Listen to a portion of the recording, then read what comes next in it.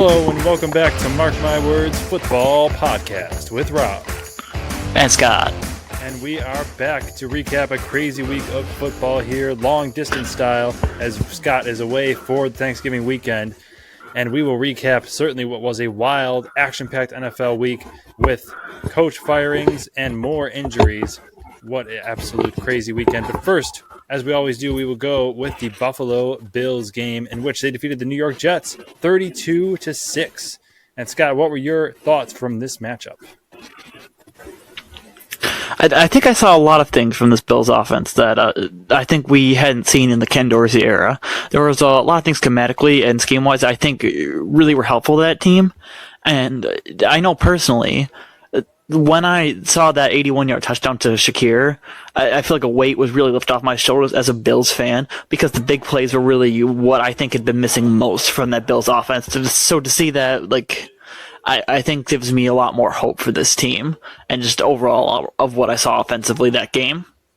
Yes, I would agree with that. I really liked how they came out, the energy they had right from the start of the game, and just the way that the offense was able to really just kind of move the ball well throughout the entire game, which is something I think we have yet to see. A lot of the times it's one half of pretty good ball movement and the other half they kind of slow down. This was more of a sustained effort throughout the entire game, which is for me the biggest thing that I saw in the change at offensive coordinator.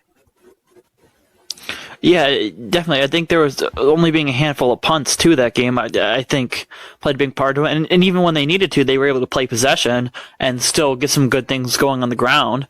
I mean, all three of their backs actually looking pretty good this game. Ty Johnson, James Cook, and Latavius Murray, which I think was a good thing to see. And for the offense to be as good as it was without a single catch from Gabe Davis and with only 3 catches for 20-something yards there for Stephon Diggs.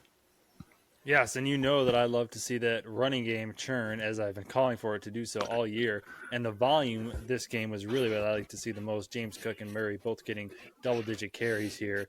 And Cook really getting involved with the run game. I like that they kind of sustained it more than they usually had. But what I was really impressed with was the defense and just how they continue to play pretty well despite all the injuries that they have. Just absolutely shutting down the Jets. Although it is the Jets, they still just completely dominated on that side of the ball. I just really like what the resilience that this team is having, despite the fact they haven't had a great year so far. They are by no means just slumping over. They seem to have a very strong resilience about them, which you like to see. Yeah, absolutely. And how about Rasul Douglas there? Their new acquisition. 3 takeaways in this game. Just incredible. Yeah, that's a Christmas present from the Packers. Yet another one to the Bills.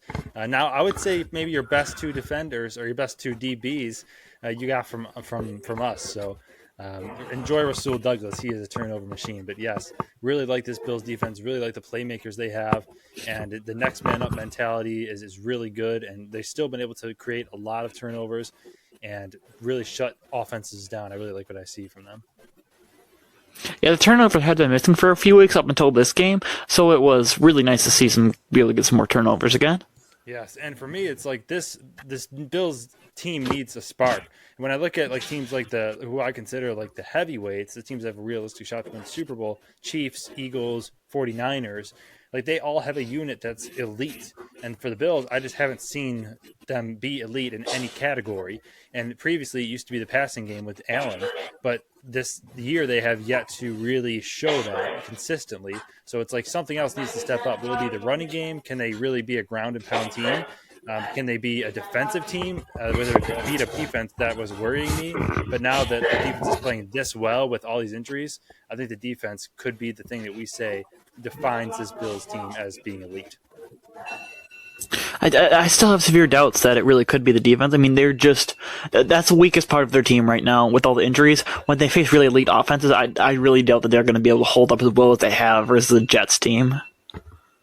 Right. I mean, they will certainly be tested as they never have been tested before, as they got the Eagles, the Chiefs, and the Cowboys coming up. So it's going to be interesting to see how they play these games and how they choose to strategize against these amazing offenses. But I would certainly I would not give up on the Bills. I think they still certainly do have a puncher's chance when you look at this AFC, which is a bit weaker than we had thought.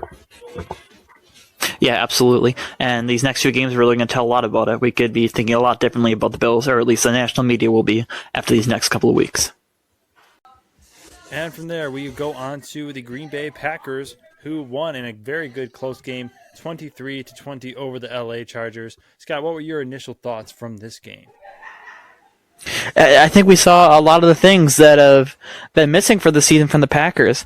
I think you saw some good things for both the running game and the passing game, which I don't think we had a game this season where both looked good at the same time. And although your defense really allowed the LA to be very efficient, they got the stops when it really mattered. Yes, I would agree with that. And that's kind of been the story of the Packers defense throughout the tenure of Joe Barry, both this year and last year, which, I don't know how you really argue with keeping the team's points down, but I think the Packers defense has played pretty well thus far this year. And this was definitely, I believe, Love's best game. He really faced some real pressure from that Chargers defensive front, and he led them back in a very close game back and forth. And in last week, we mentioned the fact that he threw 2 interceptions on potential go-ahead drives. This week, it was the opposite. He threw 2 touchdowns on go-ahead drives. And really looking sharp in this game. Definitely had some ups and downs, but very good game from Love and very good game from the Packers overall. I think really good situational calls by Matt LaFleur. And definitely just even more growth. I think this is now 3 weeks in a row where I really have liked the Packers' performance more and more with each week. Yeah, I think this has certainly been Love's 3 best weeks right in a row there, and you're getting more and more towards saying, I think Love is the guy, and seeing more growth from the Packers team, like you said, that you really wanted to see. Although, at this point, I think it's probably too little too late, unless you see somebody really drop off at NFC like the Vikings. But sitting at 4-6 really isn't terrible. Yeah, I mean, I a couple weeks ago I had said that I really didn't. My view and my goal of the season was not to make the playoffs. It was just to evaluate if Love is the guy. But it would be nice to make the playoffs. I think they still have a shot with the Seahawks kind of not looking as good as we had thought, and the Vikings still only 2 games ahead. But again, that's really not the point of this season. And the season really is to evaluate Love. And speaking of evaluating him, I think, like you said, it's one more step closer to leaning that towards the fact that he is the guy. I mean, when you look at this team, we have a worse offensive line than we did last year. The running game is absolutely in shambles, with Jones have not been played well at all year, and now he's hurt again. A.J. Dillon is clearly not an RB1, with his numbers being pretty bad, only averaging about 3.5 yards a game. And, I mean, this Packers team is pretty much by every metric worse than the team we had last year, and Love is still showing that he can kind of be a staple of consistency within this offense, but some figure at least of poise that you can look to when the game is getting chaotic. He's generally not playing awful. Right. Which is crazy to say from a first-year starting quarterback. Yeah, so maybe the sitting some time on the bench did help him in some ways. Yes, I definitely think it did, and you're seeing that play out right now. So, but the Packers' schedule, very winnable. You got some really easy games coming up here after a couple hard ones against the Lions and the Chiefs. After that, it's pretty smooth sailing. So, again, it's not the goal, I don't think, is to make the playoffs. The goal is to see if Love can play well. So I think with Jones out, the running game not doing well anyway, just let Love loose, see what he can do, and we'll go from there at the end of the year. Absolutely. And from there, we will move on to the NFL's Clown of the Week. Everybody loves a good clown, and now it's time to meet the NFL's Clown of the Week for this week. And this week, the NFL's Clown of the Week is Kansas City Chiefs wide receiver Marquez Valdes-Scantling. So this week in the Kansas City Chiefs game, the Chiefs were driving, and Mahomes drops an absolute dime to Scantling for what would have been a 51-yard go-ahead touchdown right in the bucket of Scantling, to which he drops. And for Scantling, this was not the only drop he had in the game, going 0 for 3 on targets this week and having the most drops in the NFL this season. I mean, that throw was absolutely perfect and so catchable with him way ahead from Mahomes. It's a really perfect throw. You couldn't have asked for any more from Mahomes on that ball, or more perfect placement. And for what would have won you a game, and I think this game really could hurt you in the chances for the 1 seed, having lost this one. And for that, Marquez Valdes-Scantling, you're the clown of the week.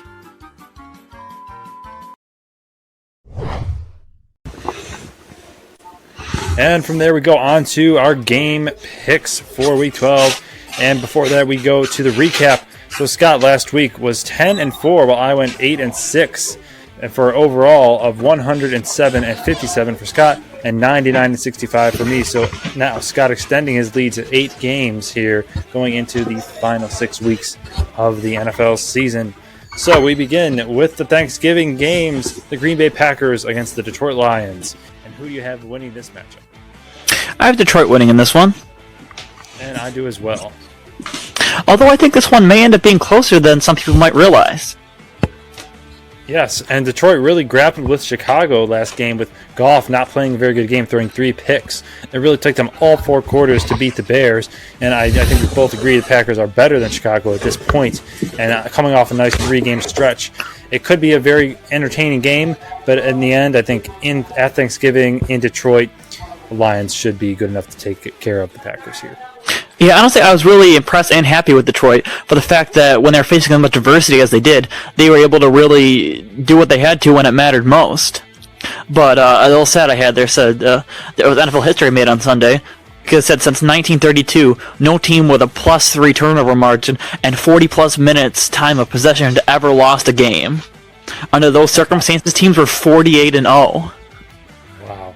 That was the Bears, right? Yes, that was the Bears choking that way. Yeah, over 40 minutes possession and +3 turnover margin. Just crazy to lose a game like that. They had it right by they had them on the ropes there in the final minutes, but some really nice drives by the Lions, their final 2 drives to end it.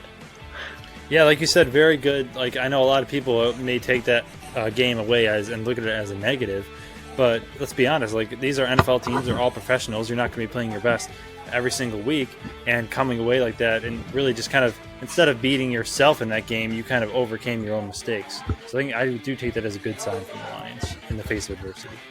Right. And from there, we go on to the second Thanksgiving game between the Washington Commanders and the Dallas Cowboys. So early in the year, Commanders looked like a frisky team. Now, not so much. Who do you think wins this matchup? I have Dallas winning in this one.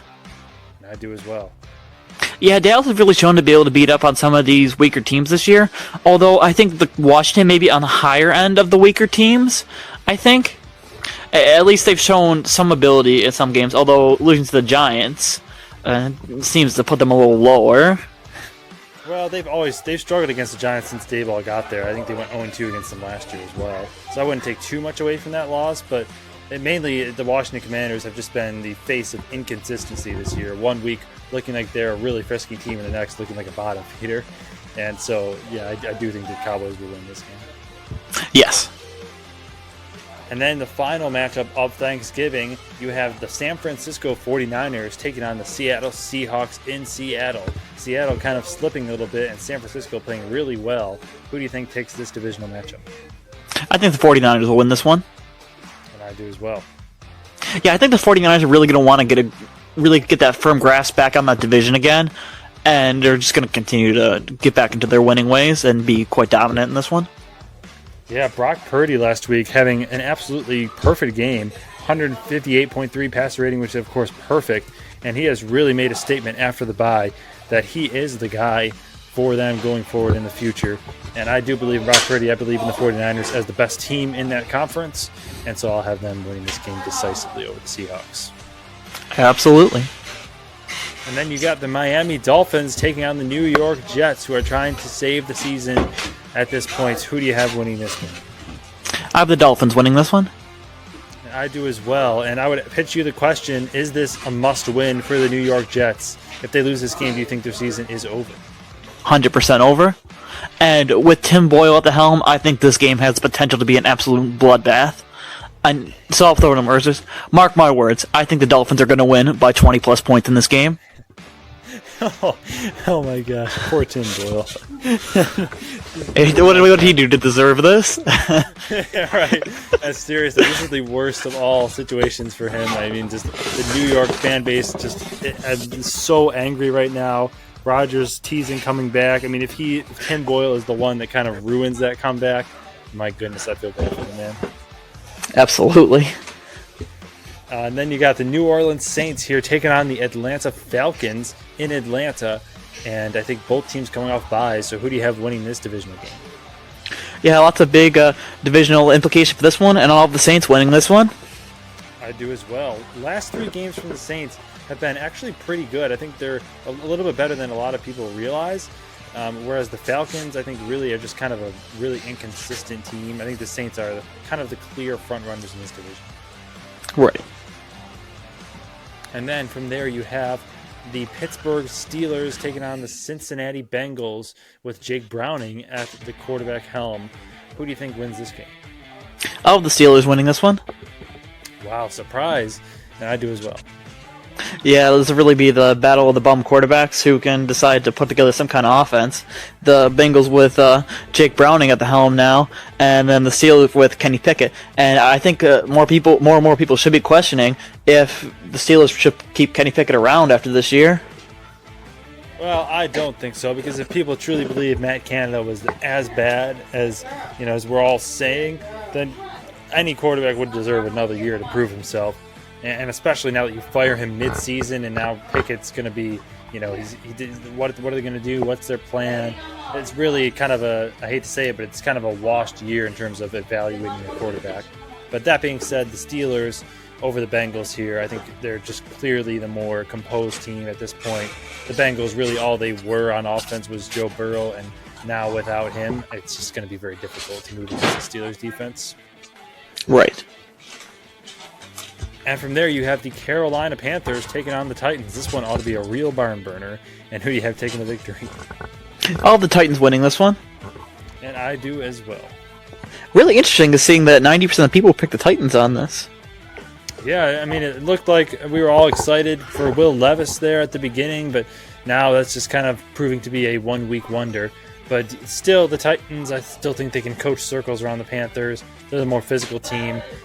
But I definitely would keep my eye on this game for a potential upset for the Panthers. Yeah, I flip-flopped a bit on this game before ultimately deciding on the Titans. Yes. Not too far removed from being a playoff caliber team. And then you have the Tampa Bay Buccaneers taking on the Indianapolis Colts. So the Buccaneers, 4-6, only one game behind the Saints. And remember, they beat them pretty badly earlier in the year. Who do you have winning this game? I have the Buccaneers winning this one. Oh, wow. Okay, I do as well. Yeah, I think honestly at this point in the season, I think the Buccaneers are a better team than the Colts. Yes, I would agree. I think it's good to see. Like, Baker Mayfield's had a really good season. There's definitely been some parts of that Tampa Bay team that really have not been as good. I mean, I definitely felt bad for Mayfield last week in that game versus the Niners, where he was really putting together a really nice game, and his team just continued to let him down over and over. Yeah, and then on the other side of it, you watch a guy like Brock Purdy with, the absolute Avengers of football weapons around him, and it just, you can't help but just notice the difference in these guys' teams. And if you swap the quarterbacks in that game, I think you would see a similar game from Baker on the Niners. But you really just watching that, you have to realize that Baker is a good quarterback, and you could definitely build around him. And so I think that's really what the Tampa Buccaneers do. And the Colts, they haven't been pushovers, though. With Gardner Minshew, they've played pretty competitive football. Yeah, they've been alright, but I think ultimately the Colts aren't... I think we all realize the Colts aren't true contenders, and I just do believe that the Buccaneers are just a touch above them right now. Yeah, I would agree with that. And from there you have the Tank Bowl, the New England Patriots and the New York Giants. The winner of this game is the real loser. And who do you have winning? I have the Patriots winning this one. Oh, and I have the New York Giants. A very interesting one. I think the Patriots are better in a lot of metrics in this one, and I think they still do have overall more talent than the Giants do. So I think that's why I will ultimately be picking the Patriots in this game. Yeah, I kind of feel like I'm walking into a trap with this one. Although DeVito played pretty well against the Commanders, they are the worst defense in the league. And Belichick is very, very good against rookie quarterbacks. But the Patriots, again, they just feel like they are tanking at this point harder than the Giants are. And I think that the Giants just have more skill, which is crazy to say. And they have one good playmaker, Saquon Barkley. The Patriots have none. So I will take the Giants here. And then you have the Jacksonville Jaguars taking on the Houston Texans. Huge matchup with huge playoff implications. Who do you have winning this game? The Jaguars winning this one. I do as well. I think the better team is going to come out to play in this one, and the Jaguars are going to reestablish themselves and show why that they're the favorites in this division. Yes, and I completely agree with that sentiment. I thought you might go with the Texans here, but I agree. The Jaguars, I still think, are the better team. The Texans are a really fun story, but the Jaguars are just a much more complete team at this point. Yeah, absolutely. I think the Jaguars have a much more well-rounded roster and a more experienced quarterback at that. Stroud has been so fun to watch. This Texans team has really been such a good story, but I think ultimately that their candle will blow out. Yes, I would.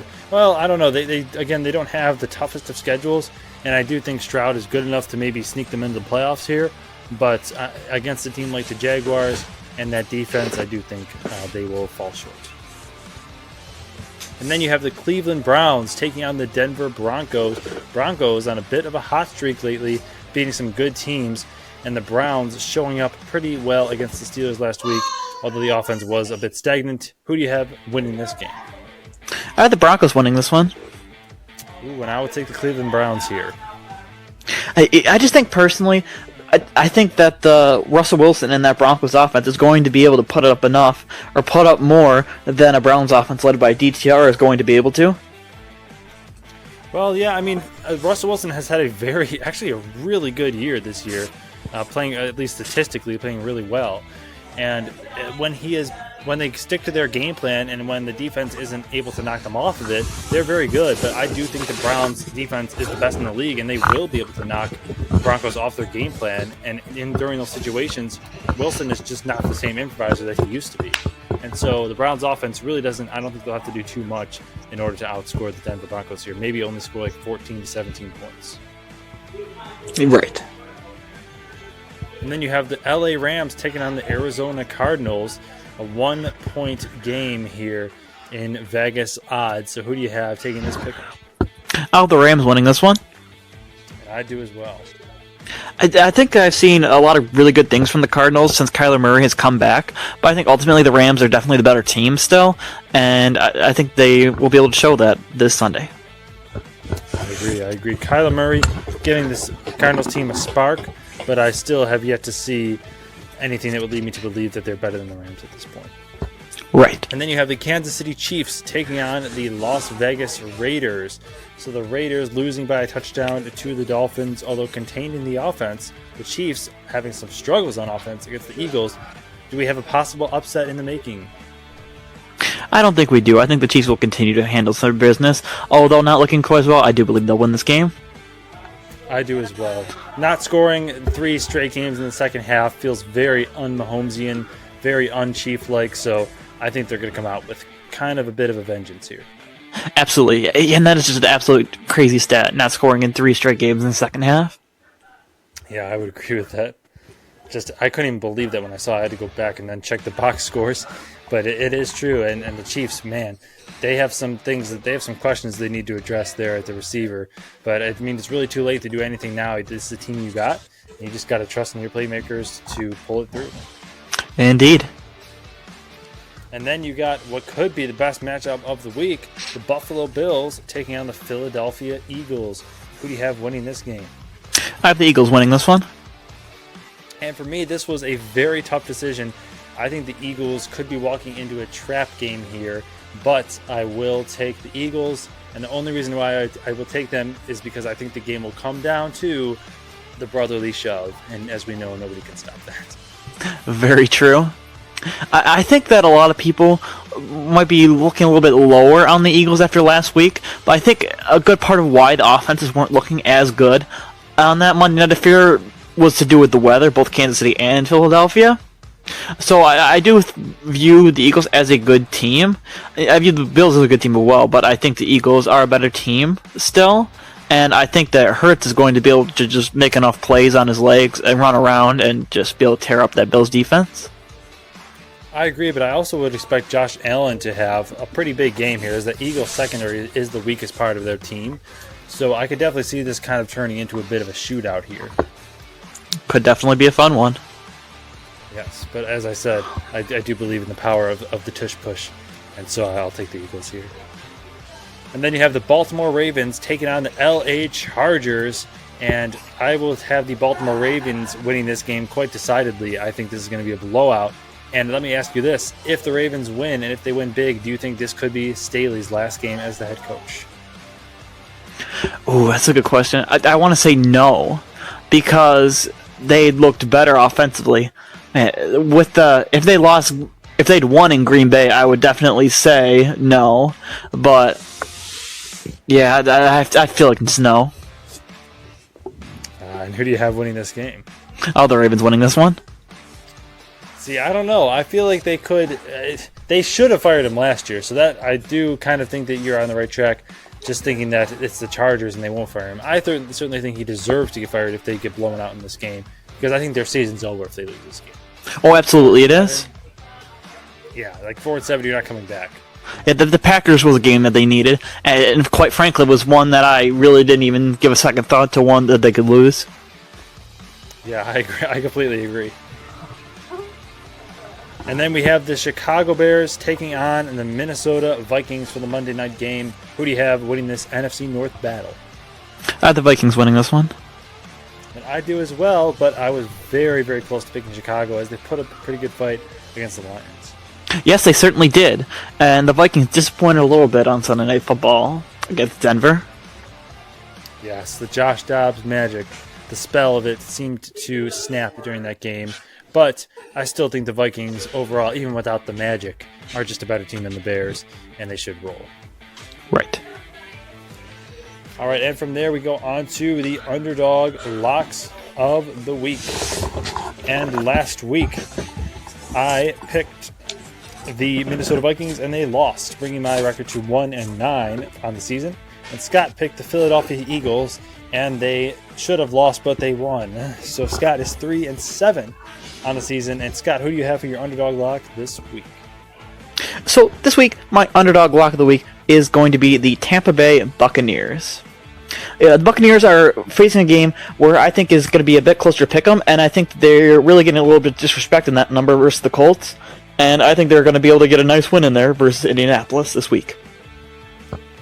All right, I like that pick very much, and I will take the Cleveland Browns as my underdog lock. So the Browns were the only pick that I got right, and when they beat the Ravens, so I'll go to them again, as I again think that the Broncos are not as good as everyone thinks they are at this point. They're kind of riding a hot streak. I think that will end against an elite Browns defense. I like your thought process there. And from there, we'll transition into Rob's Fantasy Starts and Sets of the Week. Rob, why don't you tell the folks how we did last week? All right, so last week we were 2 hits and 2 misses. And let's get into the recap here. So Brian Robinson, I told you to start, and that was a hit as he was the running back number 13, going 17 carries for 73 yards, 7 catches for 59 yards. So I said I really liked what he did last week in the receiving game, getting 6 catches for 119 yards and a touchdown. Not quite as big of a performance, but they did get him involved with the passing game, resulting in a pretty good output from him. Then you had James Cook, who I told you to start, and he finished as the running back number 7, going 17 carries, 73 yards, and having a touchdown in the receiving game. So I think those are 2 pretty good hits there. Then in the sits, we didn't do quite as good. As I said, sit Dalton Schultz. He ended up finishing as the number 4 tight end. Kind of a quiet week for the tight ends. He only had 32 yards, but did have a touchdown. And then I also said sit Mike Evans. He finished as the number 22 wide receiver with 43 yards, 5 catches, and 1 touchdown. So I'll take 2 misses, 2 hits on that. But we will do better this week, and I'm feeling really good about my picks. So in the starts, I would say start wide receiver Calvin Ridley of the Jacksonville Jaguars facing the Houston Texans. So the Texans have been allowing quite a bit of yards and points over the last 3 games, getting into 2 high-scoring shootouts and just 3 shootouts overall. And Ridley, when Zay Jones is playing, this is an incredible stat. In PPR, he has had 24 points, 5 points, 21 points, and 30 points.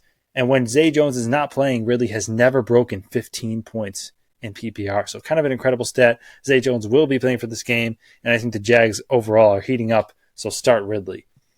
And in that same vein, I will also tell you to start Trevor Lawrence, who has had quite a disappointing season, but he is coming off the biggest game of the year. The MVP is not out of reach for him. And I think the blowout against the 49ers really shook them awake. It's time for the Jags to heat up. So start Lawrence, start Ridley this week.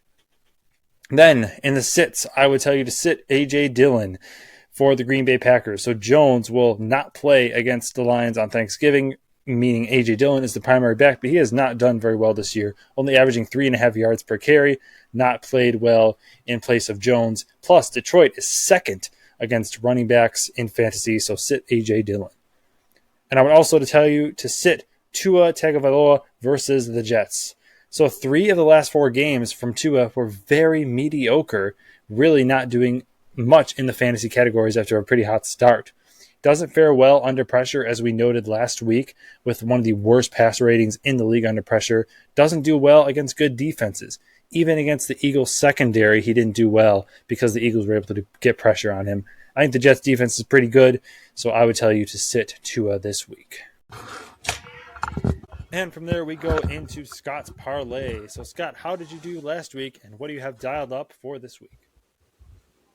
Well, last week, Rob may have mentioned that I went 10-4 in my picks. Well, unfortunately, 3 of the 4 picks that I got wrong were in my parlay. So going 0-3 in my parlay last week with the Chargers, Seahawks, and Vikings all losing. So this week, a parlay we have got dialed up for Week 12 is going to be the New Orleans Saints, the Jacksonville Jaguars, and the Baltimore Ravens.